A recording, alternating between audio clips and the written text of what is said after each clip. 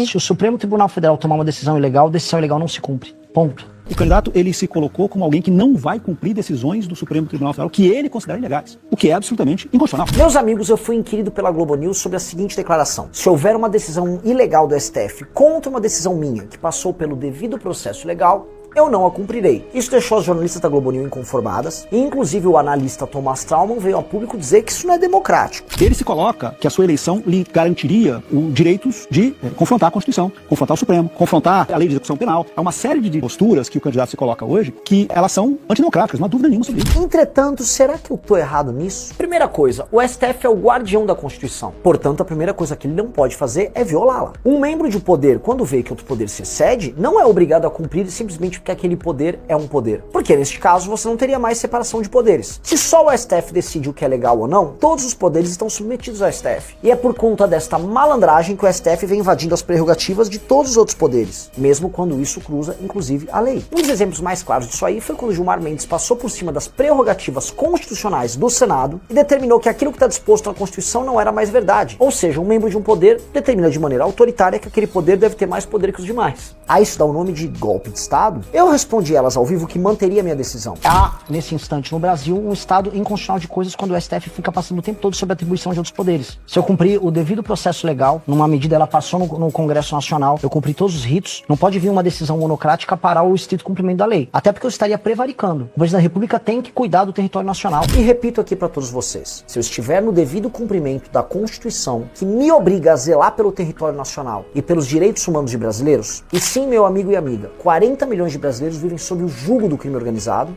eu estarei prevaricando. E prevaricar é crime de responsabilidade. Eu tenho que tomar um impeachment. É obrigação do presidente da República zelar por esse território. E se o STF tentar impedir o devido cumprimento da minha função, ele tem que ser parado e não eu. Isso não quer dizer que eu vou dar golpe de Estado, que eu vou mandar fechar o STF. Não, nada disso. O STF que vai ter que se reunir e reformar a decisão errada que tomou. Isso me torna um democrata mais democrático do que todos os falsos democratas que aceitaram a imposição de um poder sobre o outro. Porque não existe democracia com líder fraco. Porque é na fraqueza dos poderes, na corrupção deles, que outros poderes se impõem. E é na imposição de um poder de maneira arbitrária sobre os demais que surge uma ditadura. Então, meus amigos, pode se preparar. Meu governo vai chegar, o crime organizado vai ser destruído, traficante vai ser preso ou morto e você vai ficar livre. Goste a turma do STF ou não. Se você concorda comigo e não quer viver num país controlado pelo crime ou por falsos guardiões da Constituição, já compartilhe esse vídeo. Meu nome é Renan Santos e eu sou candidato à presidência da República.